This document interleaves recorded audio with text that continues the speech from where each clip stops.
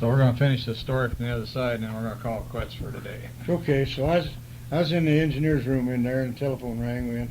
All the help was gone. It's 10 o'clock newscast.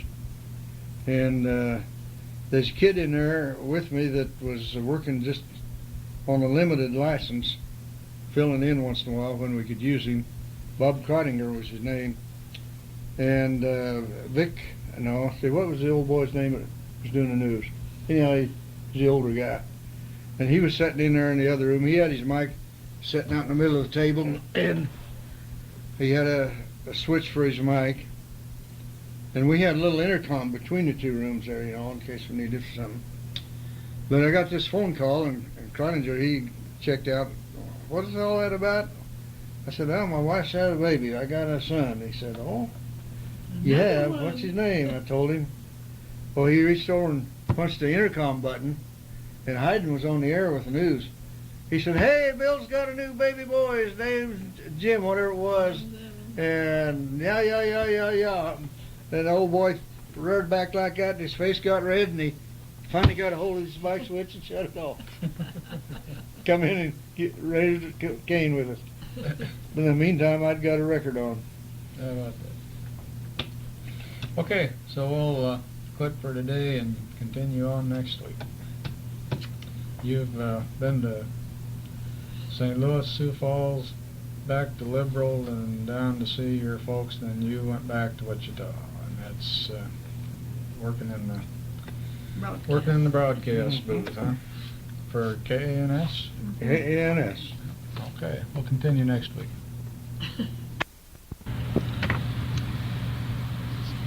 Okay, today is Wednesday, the 19th day of January 1994, and we left off last time. Pop had just gone to Wichita to go to KANS radio station, and Mom was still down in Forgan, I guess, with having Jimmy. With Pop's folks having Jimmy, and that's kind of where we left it off. And well, in the meantime, Mom had some thoughts about something that she missed back down the road that she wanted to talk about, so go for it. Okay. Well, I thought that I should at least give a witness to the fact that I was supposed to have been saved when I was 8 years old, but I never did think I was, and I really never did feel right about it, and it kept bothering me till I was 21. Bill Jr. was born in March that year, and this was September, and so one night in the middle of the night I decided that I'd settle things, so I prayed to the Lord, and all at once I had this real good feeling come over me, and I just thanked the Lord for saving me, and I was rebaptized and everything, and I've never doubted from that day to this that I'm a Christian. I just wanted to get that in. Okay, you got it. So we were, Pop went to Wichita. You were still in Forgan. You're going to have Jimmy. And when did that happen? He was born on October the 14th in 1943. We moved to Wichita in December of 43, and in March of 44, Bill's dad dropped dead out in Forgan, and so we went back out there for the funeral from Wichita. But and what did he die from? cerebral hemorrhage. Cerebral hemorrhage of the brain. All the time I always thought he had a heart attack. Could have busted blood vein in his head. But we'd already talked about him having a bad heart. Yeah. Bill's mother. Yeah, he did. He had a bad heart. Found him. She wondered why he wasn't coming in from the shop for lunch, and so she started out to see, and he was out there laying on the ground. Just banging, that was so it. It was a real shock. Left Corky was still at home. He was a little teenager at that time, and so they had a hard time for quite a while. But some years later, Corky went away to college. He and Betty got married, and that left her all alone. And so her sister's husband, Jim Hudson, was also alone, and his kids had all left home, so they agreed to get married, and so they did, and they lived happily for probably, 15 years Quite a while. before she died then. And she died in 1961. So, Wichita. here we are. Bill Jr. started the school when we lived on South Walnut. He was in kindergarten. Was that your first home in Wichita? Yes, I remember that. 1134 South Walnut. This is where Jim fell out of a tree and No, broke Don- his... Don Don. fell out Don of a tree. broke... Don got his finger cut off in the No, bicycle. Jimmy got his finger cut. Well, one of my kids One got of your his kids, finger cut right. off, and another one broke a leg while we lived Right. there. I remember both of those.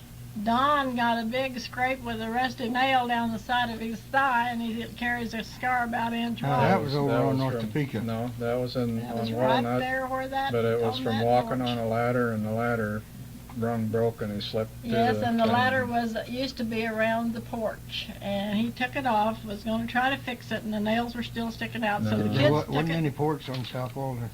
Sorry, There's but a- we've got pictures of kids sitting on the There was a steps. small back porch, just kind of a stoop This thing was a with front some steps. porch, and It the was kids on the were back sitting porch. There wasn't is no where front it porch fell in off. South Walnut. I don't think so. But anyway, they decided to take this thing that looked like a ladder and use it for a ladder to climb up. And they were doing this when he slept.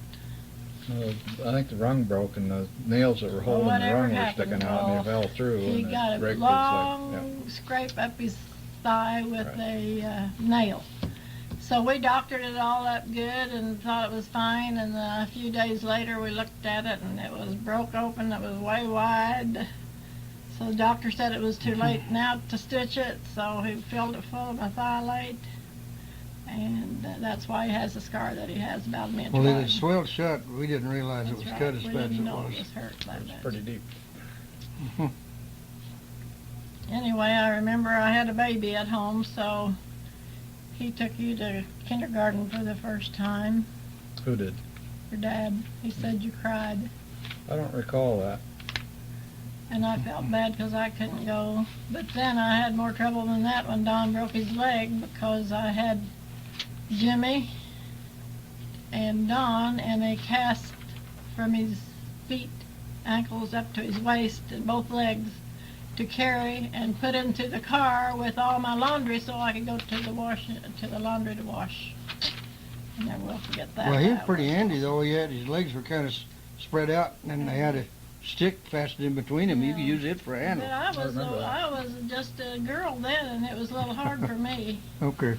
to carry him, but I carried him and got that part of it. I don't know what But we were climbing up on the building for, but there was a building right close there that we were climbing up on when he fell off Oh, were you there? and hit his leg on the. I think I ran and got He's some. going to get in the Yeah. county yard over there. Yeah, so we were climbing up a tree to get up on the roof. We were going to run around. He up fell on the a gas meter, I remember that. Yep. roof. Right on top of it. Anyway, that was some things that happened there. Maybe you can think of others. We had some neighbors that beat their kids all the time and cussed and swore at her, all of it, the kids, and I couldn't go to sleep at I night. vaguely remember that. Oh, what was their name? I don't know. Switzers lived across the street and they had some kids. Jason. Swisher? Yeah, No, Jason. Swisher. Jason was the one that lived right next to us. Jason's old. She was Yeah. part black or something, but I remember the man, Swisher. she cussed those kids. I gave her a rough time once. I built a radio. I don't know where I got it. Got an old big chassis, and I started buying tubes and put it together, and finally had a thing that had enough amplification in it to run a PA system in a dance hall or something. But anyhow, it didn't work. I had too much voltage on the tubes. It wouldn't tune right, so I finally got it down to where it would. And I had it down in the basement, and she had a big old radio playing right over there next door to us. Loud. And I was tuning the thing, and I heard her radio squeal when I went across the frequency, got a beat frequency with it, and dawned on me what it was. So I kept playing with it. Finally, she retuned it and changed it, and I found it again, and I think I must have drove her about batty there for a while. I wanted to call the police about it, but I never did. Well, you went to work. Seemed to me like my Aunt Kathleen got in a fight with her one She time did. out in the Mrs. front Swisher, yard. wasn't it, or was it Miss Swisher? I think it was her. One of the two. Yeah, she did. Vaguely remember a hair pulling contest. That's right. I wasn't very old Sure then. did. No, that would have been 1944, and you were 4 years old. The only thing one thing I remember real vividly about that is Pop would always go to work in the morning. He'd come home at night, and he always had a growth of whiskers when he came home at night. And I'd climb up on his lap, and he had a little BO, I think, or something. But anyway, I'd always associate, you know how you associate things. I always associated that body odor with your whiskers. So in my mind, I always thought when you came home from work, you smelled like whiskers. I'll never forget that. Pop always smells like whiskers when he comes home from we work. took a shower every day then. So, anyway. Well, let's see. In March of 44, you would have been 4. So you must have started to school that fall. I don't know when you Sounds started logical. school, but anyway. In 1944, sometime during the year, you quit KANS, so you can take it from there. I quit KANS. Yes. Well, yeah, I'd quit him 2 or 3 times, but they didn't do it. But I was supposed to be an engineer, and Lacey, what was his name? Bishop? No, No, that was somebody else. was the engineer, but he'd had infantile paralysis, and his left arm was withered up. He really didn't have any. He hung in his shirt sleeve all the time. And on the remotes, he couldn't handle equipment because of that bad arm. So I got to do the remotes, and that was the only part of that job I liked, because the rest of it was just sitting up there in that hole in the wall and watching the needles jiggle. I even got balled out for that one time. I got tired of watching the needles jiggle, and I went in the front office and borrowed a little typewriter table, and I was practicing typing, and the manager come in. I had the amplifier turned down where it wouldn't bother me. Boy, he throwed a fit. Hey, Bill, we're off the air. Oh, we're not off the air. Yes, we are. You don't hear a thing. I said, see that needle there? See that needle up there on the finals? Well, get that tuned up. We'd be losing some money. We got sponsors on this thing. They got to pay us, you know, and if they don't pay us, we're out of business. Yeah. He's just real sassy about it and smart. And that aggravated me.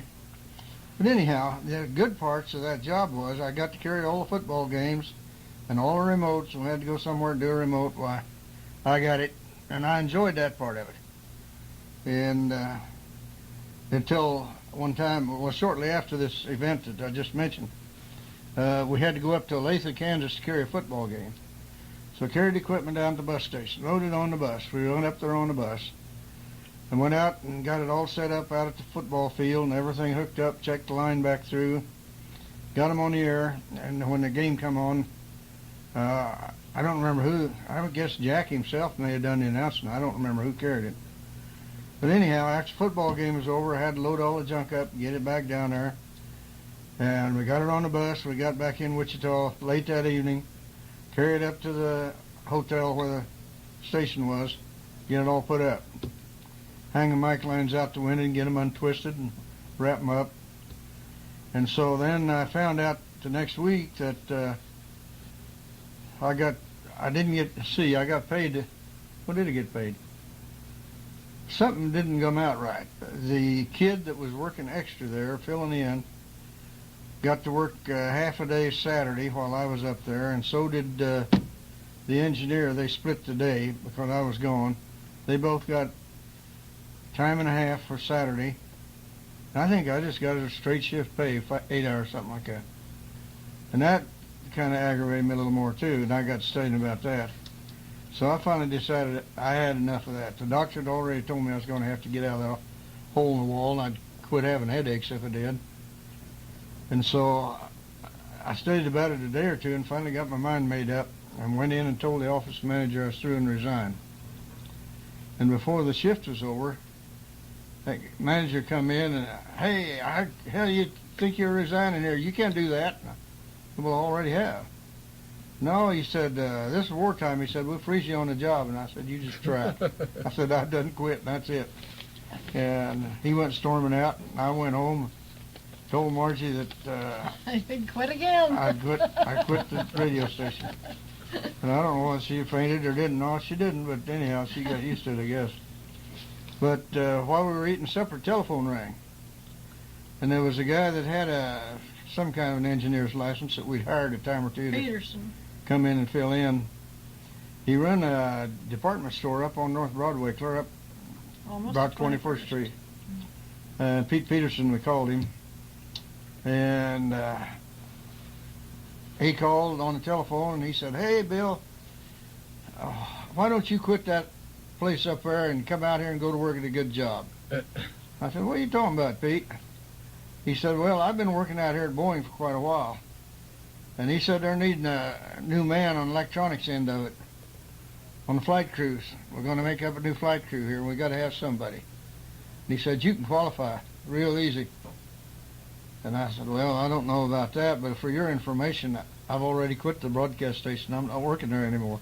Didn't we Quite a apply coincidence. for unemployment insurance before? Not there, no. Okay. He said, "Okay." He said, "Tell you what we'll do. I'll come by here in the morning. You follow me out, and I'll show you where to park in the parking lot, and I'll take you up and introduce you to Steinogle. He's the chief." I said, "Okay." So he did, and I did. We got out there in the parking lot, and got me parked, and we walked in through and climbed up the stairs in the area where the deals were. And they visited with me a little while and then give me some kind of a little test that didn't amount to anything about electronics, and took me over to the personnel office and signed me up. Boy, I was an employee of Boeing Airplane Company. $400 a month. Wow. Sounds pretty good. I know. And it was a lot of fun compared to that broadcast station. You have to go up in the airplanes and check out radio. Oh, we were flying all the time. Every airplane that was built, we had, well, B-29. we had a crew made up of a pilot and a co-pilot, an engineer, and an electronics guy, and usually that was about it. But we'd go out and check the airplane, the new airplane, over sitting on the ground. Were those B-29s they were delivering to the Air Force? B-29s, yeah, new B-29s. This is what he worked on. And Oh, you've seen it before. we'd check them over on the ground, and then we'd sign up for one, and they'd, what they called, isolate it, put a tag on it. And either that day or the next day, well, we'd go out and fire it up and take it up. We had to put 6 hours on them and write off all the equipment, okay all the equipment, or we'd have to put on more time until we had it right. And sometimes we'd have to come in and get somebody from the lab to come out and help us on some particular thing that was wrong. You know, we'd find the problem and we had to get some other help once in a while to get it fixed, but that was our job. So we put the first 6 hours on all of them, and that was kind of a fun job. I had the radar and autopilot, and then the radio equipment, all the radio equipment in the airplane. We had a high-frequency command set that's a push-button job, and then Motorola was a great big old low-frequency deal with a long dragging wire antenna that you reeled out and let drag behind the airplane. You're supposed to reel it back in. Once in a while somebody would forget to. It didn't work out too good when you landed the plane that way, but they'd lose the antenna. It had a weight on the end of it that fit up into a cup when you pulled up tight, okay. you know. If you didn't have it wound up, it's hanging down there with that weight. Banging on the ground. Maybe 75, 80 feet long, something kind, yeah. Anyway, he had a lot of interesting experiences there, but this has taken up a lot of time, and I wanted to say that I decided to take off and go to Texas with you and Jimmy and see my parents who lived in Sherman, Texas Where were the older at that two? time. So this is where they come in. What were the? No, I think you're getting things mixed up. What did It's you while do with the older were two? working at Boeing, 'cause you took that guy that drank himself to death while he was there down in Arkansas. What did you do with the older two when you took Jimmy and I to Texas? That's his thing. Oh, tell me about it. Well, I don't know, but I'm thinking she's got two things No, mixed I'm up. not, That's honey. possible, But but anyway. she's talking about a trip that I took down to the Ozarks with Lester and Donnie. Right down there, Eureka. And Beaver. the co-pilot, one of the co-pilots, On was the taking his B-29. vacation, and I was taking mine. So we went down to Beaver, Arkansas, down here, Mhm. and camped in a cabin there that belonged to Oscar. We'd Mhm. lived in it before we moved out to Enid. And he took I remember that. Lester And, and Don with him. And I don't remember much about that except I set out a couple of trot lines, and he was always talking about fishing, this guy was. But we got down there, he had a fifth of whiskey, and where he got it, I don't know. He'd sip on that every little bit, and he was afraid to get in the water. So he begged off. He wouldn't go help St. Minutes. So we got stuff all baited up and had a live box, and that's all he did. and except cuss the wasps. There were wasps in that building. That was his fishing trip, huh? Yeah, and Lester and he started paying Lester and Donnie a nickel apiece for the wasps they killed. And that went over pretty good for a little while till he decided he didn't trust them, so he made them put them in the fire and burn them, get rid of them, so he didn't keep bringing him the same ones back. And so I got tired of that, and I decided I had all of it I wanted. So we went down and took the kids and went down and got our fish. I went uptown and got a large stand and put some ice in it, and took the fish out of the live box, and I got it pretty well messed up with one of them, but that's something else. Anyhow, we got them all loaded up. We got our stuff loaded up that evening. I told Jim he better get sobered up. I don't know why. I said, well, we're leaving in the morning. We're going down to Texas where my wife is. Oh, you can't do that to me, he said. I said, well, we got it done. We're on the road. So he took his whiskey bottle and went out the back porch and threw it out there in a pile of rocks, busted. Sat around there and then started moaning and groaning. Oh, I got to have something to smooth this runway out. Yeah, you know where I could get a drink of moonshine or something? This was a co-pilot Yeah. on B-29. Yeah, I said, well, yeah, I think I could probably find you something. But he said, I'm going to be sick if you don't. So we went uptown, went out to Oscar Ripley's and told him what the problem was. He said, I bet I got just what that old boy needs. He said, somebody give me a pint of bootleg here a while back. And yeah, he said, I was scared to death with it. It's out here in my truck. So he went out and got it, and he gave it to Jim. He took a swig of it and choked and sputtered and spit around a while, and he said, boy, if anything will do it, that ought to do it. So anyhow, we took him back out, and the next morning brought him into town, put him on a bus. Did he have money in his pocket? I guess so. Put him on a bus and headed him for Wichita, and we headed for Texas. Okay, let's back up a little now. Okay. Now I got to ask a question. Why did you decide to go to Texas? Because I hadn't seen my folks for a while, and he was making money, and so it was He vacation was, time. He was taking a vacation, so you just went. Yeah. Okay, So I thought maybe you might have had a fight or something. You No, just decided no, to take no, off. I never did do that. Okay. I threatened once when we were first married, but I I told her she was since. going to have to wait till morning, and I'd take her home. That was way back when we were first married. So she backed out. Okay, so you went to Texas. And I went to Texas. You went to Arkansas, and then you went to Texas. Or did you go to Texas? Mm-hmm. Yeah, we went to Texas. I remember we've got some pictures of you and some of my Clayton's first wife and Francis and Jerry and you had a little white outfit on. I've still got the pictures. And Jimmy was bow-legged. That's about all I can remember about him. And everybody saying, look how bow-legged that kid is. He was, too. So, Okay, so then you went then back we to got Wichita? back to Wichita. And what happened with Jim then? They wanted to know where he was? Or Yeah, we got back to Wichita and went back to work. And hey, what'd you do with Jim? Yep. What do you mean? Well, you took him with you. He said he's going to Arkansas. I said, well, I did, but you mean he isn't back? No, well, he headed back here last week. No, he hadn't got here. So I called his wife up, and she was all shook up. But she said, no, he's down in Joplin, Missouri, in a hospital. She said, we got the word. Finally, they found out who he was. And he got sick, and he got off of the bus and went to the bathroom, and somebody rolled him, I guess, because he didn't have his billfold, he didn't have his name or nothing. And he was sick. I took him to the hospital. They'd got him pretty well straightened up, and he finally figured out who he was. And so they'd called out home there, and she'd verified she had a husband like so-and-so. So anyhow, we knew where Jim was. And he showed up a week or so later, pale as a ghost and just kind of like a walking ghost. But he was over his spell. I had the time right. Okay. And we found out then, we got to checking, that he'd had spells like that.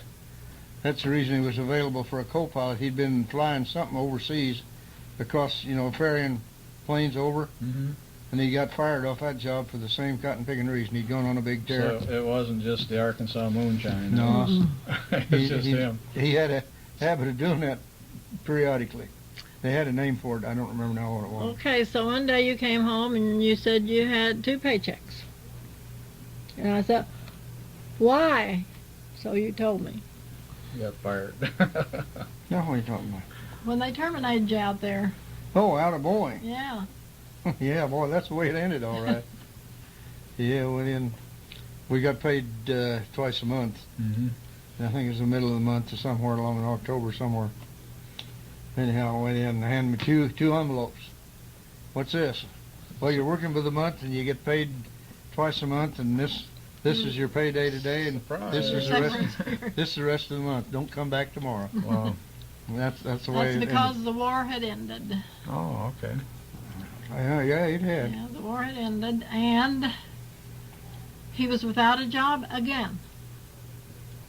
So I think we did apply for. Well, at least it wasn't anything that you hadn't coped with before. That's true, many times. And again, we'll cope with it here. Okay. So I think we did apply for unemployment, and we might have gotten one check. I might have at that time, but I don't remember. Because I didn't know what we were going to do, I know. But I think you saw in the newspaper that somebody needed an elevator superintendent. Yeah, I answered an ad. Went down to see a fellow by the name of... Jack? No, not Jack. Well, Barney McGaffin's second man, Okay. Joe Coker. Okay. And he had his General Mills, and they had a string of country elevators out in western Kansas. And they had one, I don't remember where the town was, that the guy had left and they was needing an operator for. That was what the ad And was. so I'd answered the ad, so they called me and wanted me to come in for an interview. So I went in, and the guy introduced himself to me and visited a little bit. And things sounded kind of funny. And I began to kind of push him a little bit about the job. Well, Bill, that's a Catholic community. You're not Catholic. And he said, I just don't think it's the best place for you. And he said, I kind of doubt it's the best place for us to put you. And so I decided, well, what did he have me down there for? You know, it kind of surprised me. He'd take an attitude like that after calling me and telling me to come in for an interview. So I said something to him and got up and started leaving. He said, well, hey, don't get so hasty or something like that, you know. And I said, why? He said, well, there's a fellow just next door here, his office next door. His name's, what did I tell you, Barney? What? But anyhow, he said he'd like to talk to you before you leave. And so I went in there and he introduced himself to me. He was an older guy, and he was the senior officer for General Mills in the area. And he said, well, Joe and I have been visiting about your application or your resume, and he said your experiences with Pillsbury, mostly terminal elevator. And he said, we've got 2 terminal elevators here in town, or 3 actually, and we're out of an operator in one. The boys quit. And he said... He retired, didn't he? No, that was the Indian boy, Jimmy, somebody. And anyhow, he said, we think maybe you'd fit that better than you would the country elevator. And I said, well, I need a job, and as far as the elevator is concerned, I'd probably have to kind of look it over to see whether it fit or not. And he said, well, I'll tell you what. He gave me the name of Ernie McCorkle, the superintendent out there, general superintendent for the plant.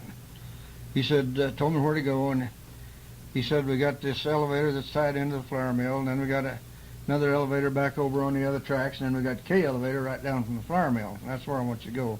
It's on North Topeka out there, and told me how to get there. He said, I'll call Ernie and have him come over, and you go out there and you visit with him, and we'll see what he thinks. So out there I went, and here come Ernie. He kind of a grappy-looking old guy, and we visited a while. Bob's dad. And I asked him, how come you got a man over in this other elevator right over on these other tracks? Yeah. I said, well, how come you're not putting him over here? And this is a bigger elevator, you told me. He said, well, he's about ready to retire, and he don't want nothing. He wouldn't want it. We offered it to him. He wouldn't take it. He said, I don't know if I've even talked to him about it, but I know he wouldn't. So it gradually dawned on me they already had me hired and just hadn't bothered to tell me about it. Mm-hmm. And so Ernie didn't have much to say about it, only just introduced me to the elevator and tell me about the operation. So they put me to work there at K. So we still lived on South Walnut, Yeah. so that was quite a drive for him every morning from clear down there, clear up on North Topeka. Southwest side of town to the north So side. I know you were always saying you were having to hurry to get there, and you about got arrested once. And for speeding or something. But anyway, we decided to look around for a place to live closer to the elevator. 1831. North Topeka. Is that the right address? Yes. That's right across the street from the elevator. I know. Now, he remembers that, I'm Surprised sure. I remember that. So we finally bought that house, and it already had the Demlers living in the other side, and so we just occupied that one side. I thought they'd come there after we Did you No, buy they the lived house? there when we bought the house. They lived there when we moved there, and they stayed there until Dorothy and Dennis, well, they moved out. I think they bought them a house or something, but anyway, Dorothy and Dennis moved in then, and they lived there for quite a while until they bought a house over in Riverside. Then we took over the whole house then. We lived in all of it. Until 19 and probably 53, 52 or 3. Must have been 2, because I think I was 12. We bought the big house over on Park Place. Traded that house in on it. Oh. But now in between there, though, the elevator superintendent, the whole plant superintendent, Ernie McCorkle, who's Bob's dad. No, George was by. George. Oh, okay. Who was Ernie Ernie? must have been George's brother or dad or something. Yeah, probably. Who? George McCorkle. George No. McCorkle. Were they related? Huh? Were they related? No. Oh, okay. Are you sure? Wasn't any connection I know of. George worked out at Garvey's, Okay. and Bob worked out at Garvey's. Okay. Well, I thought they were the same person. No, I hired George. Okay. I bet they were related. Anyway, he retired, and how did you get the plant job? Plant superintendent job? Who retired? McCorkle, the guy that had the whole outfit. Oh, up at General Mills. Yeah. Okay. Oh, I don't know. You just fell into it, I They guess. had a guy that was in the flour mill, the head of the flour mill, Clarence. Well, Ament was the second man. Who was the older fellow that was the head of the plant operation out there? Anyhow, I knew Ernie was retired. And before he retired, actually probably a month or two, they called me over there at the flour mill and talked to me about it and wanted me to come over and spend all the days that I could and the time that I could in the other elevator with Ernie over there. And they told Ernie that that's what they figured on me doing. That must have been about the time you grew your goatee. I remember seeing pictures of you when you worked there Well, with it the was goatee. when the centennial was in Wichita. It might have been about 1950. But Ernie didn't want to retire, and he had adopted one of his daughter's sons. I don't know if she'd had a problem or what, but he'd adopted this little kid and was trying to raise him up, and he decided that he was getting too old to be raising this kid, and I think he just about worried himself to death about it, because I'd go over there and he'd be sitting there in the office and clamping his jaws together, and you'd see the muscles work, and I knew he was worrying about something, and that's all I could ever get out of him, something about this boy and his daughter. He hadn't ought to taken that kid on. They hadn't ought to done this, and they hadn't ought to done that. Well, he lived about 2 years after he had to retire. He didn't have any choice in the matter. Now, what's the matter, hon? You all right? Well, I just thought he was going into too much detail about McCorkle's. We need to get on. Well, you're on the show. Take off. No, I'm not. I'm prompter. So anyway, he decided to retire. Well, he didn't decide. He had to. He had to. Okay. Yeah, he had his time in, and it was Oh. he had to retire. So they had a retirement deal for him, and got a set of luggage, and that was among things that convinced me eventually to leave Garvey's, because he lived about 2 years after he had to retire, Mm-hmm. and that was probably part of the reason that he didn't live any longer. He was just through. That was all. He's washed up, and they retired him. He didn't have anything to say about it. And of course, he had this kid he was worried about, just trying to keep. But anyhow. Sounded like he worried himself to death. Yep, he did. So that was that. Now where do you want to go from there? Well, you stayed on then as the plant manager until about 1953 when we moved over onto Park Place. That meant you'd been there about 8 years. What was that address? 1414, 1717. 1717. So shortly after we moved over onto Park Place, Norbert Atherton got into the television repair business, and he had a shop out there where he sold TVs, and he convinced my husband, your father, Bill, to quit Garvey's and come to work for him. Well, it was supposed to be with him, but it was actually for him. Anywho, there was a guy in the lab upstairs in the mill, Leighton Perry, that was the manager of the lab. And he was an electronics guy. And we'd talked about putting in an electronics shop quite a bit. But then I think General Mills got wind of it, and they transferred him to Kansas City. And they didn't want to lose him. So then Norbert was getting started in it. Did that really look that lucrative money-wise, or was it just something that you preferred to do? It was kind of a big question mark Well, he money-wise, paid really. you the same salary that you were getting there. That was part of the deal. Yeah, we didn't lose any ground dollar-wise, but eventually it was a question mark, really. But he'd been in the radio repair business some. Well, Your it's dad what had. you like to do, yeah. Mm-hmm. So he did that. Well, we got our first big TV, and that was kind of nice, but I didn't like it because he was gone all the time at night.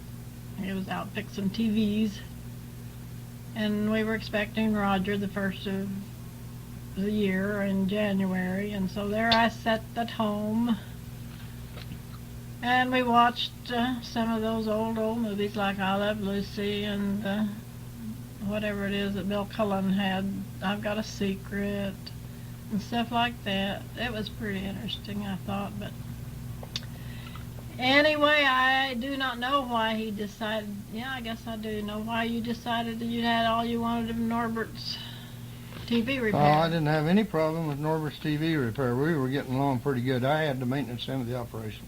I remember helping you put up antennas on roofs. We'd do that, and they'd go out and put in a set, and maybe something would go wrong with it, and I'd have to take care of it. And the worst part of it, as far as I was concerned, I'd go out there in the morning and I'd have something to work on in the shop. Okay, that took care of my time. And along in the afternoon, I'd been used to working 8 hours a day at elevator, and I was ready to go home. Some yahoo would call up, and he had this kind of a TV or that kind, and it just wouldn't quite play right, or I'd heard that on radios for years, and so they had company coming in, they had to have it that evening. So the thing about it was, I either went out and took care of it, or next time they called somebody else. So from 4 or 5 o'clock in the evening till 10 or 10:30 at night, nearly every evening, just night after night, I'd get me hamburger somewhere between moves or something like that, and boy, I got fed up with it. And then some guy called me one day, and I never heard tell of, and he said, "Do you know a fellow by the name of George Woodman?" I said, "Yep, he used to be a basement man over at the C elevator working for General Mills when I was manager." He said, "That's right, that's what he said." He said, "He used you for reference." I said, "Oh, what's he getting into?" He said, "Well, we're building a new elevator, a terminal storage house out southwest of Wichita on the Mont Railroad out there, and we're going to have a superintendent or manager for that thing sooner or later." And he said, "We just kind of routing around looking for one. He put his application in for it. Used you for reference." I said, "Yep, he worked over there." And I said, "He pretty well knows the work." "Okay," he said, "if we need anything else, we'll get a hold of you."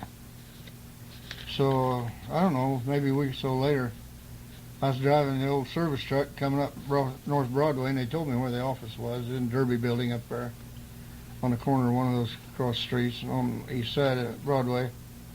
I saw the sign that made me think about it. Son of a gun, I'd rather be doing that than what I'm doing. Well, I pulled the old van over and parked it on the curb and went in and asked for the personnel man. I got the same guy that called me. Oh, I told him who it was. So he said, "Come in and sit down. I'd like to visit with you." So I did, and visited with him a little bit. And he said, "How come you just stopped today?" And I said, well, I've been thinking about this thing, and he said, I'm getting tired of what I'm doing, and I told him why. And I said, I thought I'd just stop and check and see what kind of a job it was you had, and if it sounded a little bit more interesting than what I've got, I'd like If you to put haven't in already hired woodmen. for it myself, yeah. So, okay, he said, we want to get the best guy we can for the job, of course. So he visited with me a little while and gave me some kind of a nut test, I called it. Oh, I thought you had to come home and make out a resume. Well, I did eventually. Putting square pegs in round holes and moving things here and there. That's a standard manual dexterity type. So then he said, now, if you think you're interested in this thing, and he'd explain to me what they were doing and how far along they were. He said, you just go home and sit down and just write me a letter and tell me your experience and how you think you'd fit into it and this, that, and the other. He said, it doesn't have to be any particular form or nothing, just write it out and get it back to me. So I did. And that was the end of that, as far as I knew, for, I don't know, probably a month. And the telephone rang, and it was the guy that they'd hired for office manager downtown. I can't think of his name now. But anyhow, he introduced himself to me, and he said, we got some of the boys down from Topeka plant and want to come out and pick you up. He said, you're the new superintendent, aren't you? I said, boy, if I am, I didn't know about it. He said, well, that's what I understood. That's what Willard said. Of course, I didn't know Willard from Adams L. Fox at the time, Willard Jarvie. Was that little John? John Johnson was later. No, this was another guy that was just the office manager, grain dealer. So anyhow, a carload of guys drove up out there after a while, and Willard Garvey and this guy and a big tall guy that was the manager at Topeka. They introduced themselves all the way around. Wanted to know if I'd like to ride out, look at the elevator. So I don't know what I told Norbert, if he was even around. Anyhow, we took out and went out there, and they told me where it was, and I said, oh, you're going to have all kinds of trouble. And Willard wondered why. And I said, well, I worked for General Mills up here, and we had K elevator, and we had C elevator, and the C elevator was on Santa Fe, K elevator was on a mop. And I said they had to shove cars around the interchange to get from one elevator to the other. And I said, I never had anything but trouble down there at that K elevator on that mop. And that's where you say you are. Yeah, well, he said maybe it'll work out different than it did over there. But I got to thinking about it. It wasn't a smart thing to tell him, you know. But it didn't seem to bother him any. But actually it worked to an advantage because we were out on the line out there when we got out there. And they had a regular run that went south one day, and 2 days later it came back from the south, and in the meantime they had a run just went out on the line. Mm-hmm. So we had switching all the time out there that we couldn't get up there at General Mills at all. Now what do you want to do? When did they tell you had a new pickup? Sometime in there. Well, I don't know. That may have been a week or so later. It's the same guy called me, the green bar. He said he didn't know he was for sure hired until they told him to go pick up his new pickup. Well, they just talked about the elevator when we went out there, and Willard kept asking me about this and about that and other things. Never did say anything about me being hired. But they did tell me he was the guy that owned it. And then this guy, I think his name that's Paul maybe. Anyhow, called me up one day and he said, hey, Bill, you got a Ford truck down here you got to get down and pick up. And I said, who, what, where? And he said, well, they sent it down from Topeka. It's a new Ford pickup. And he said, as soon as we get squared away, I'll get you a credit card made out for fuel for it. But he said, as elevator superintendent, well, it's your transportation. And I said, well, it sounds good. And I didn't know I was the elevator superintendent. He said, I'm pretty sure you are, because it's down there and you're supposed to get it. So I got it. And so that's the last job he quit until 1972. He was there 18 years. 18? I didn't know it was that long. The longest job he ever had. It's quite a while. They treated you pretty good out there. Yeah, they did. Well, they treated me just as good as they told me they would, which is better than some of them did. And I could have probably got a little more money to start with if I'd had sense enough money, but yeah, you always look back at things like that and you wonder if you couldn't have done it a little bit different, made it better or something. So we decided that the house on Park Place was needing so much repair and working every day and everything, we couldn't afford to hire it fixed, and the windows were coming out of the upstairs, and probably because some of the kids kept jumping in and out there. So anyway, we sold it or traded it on that little dump out there on West Central. Well, it wasn't a bad little house. You and me moved everything out there with a pickup truck. He said I he just didn't vaguely know how remember on earth that. You ever lifted all that I remember stuff. having heavy stuff in that truck, getting over there and taking a plank and sticking it out the back end, Yeah. working the stuff out on the plank till it tipped down, and sliding it on down the plank, You get it were on the just ground. maybe going on 15. Yeah, I was just, That was 54. might have been a sophomore in high school or something.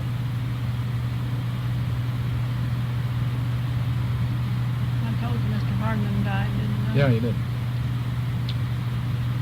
Well, Okay, so we moved out on to Central, yes. and That was in 54, and the lady that we bought the house from said, I just have nightmares about your little boy on that floor furnace. She said, I'm afraid he'll get burned on that floor furnace. And she said, that's one reason I really didn't want to sell you the house, because you had that little boy. He was 8 months old, who was this then? Roger. Did we not have a floor furnace in that house on North Topeka? Yes, we did. I can remember seeing that Sure did. thing glowing a couple of times. Yeah. Maybe that was just my But the imagination. kids got burned, I think. I liked that thing, boy. Christy, who did get burned? When it was cold, man, you could get warm over Yeah. that right now. Only thing I didn't like about it is when Elmo would come over to visit us, he'd sit there and throw cigarette ashes in the thing, in the floor, just like that. Cigarettes too, Yep. probably. Well, Huh? I cleaned the thing out. Well, Lester and Vivian were married, and then in 1955 they had Debbie Jo. Then they had Larry right. No, they didn't have Larry. I believe Kathy was next, but she's 52, I don't know. 62, She 52. was 20 years behind me in the same month. Well, you hadn't got married yet, so we're way ahead of ourselves. Must be. Anyway. We're about at the end of this tape, so let's stop this and we'll continue on the other side.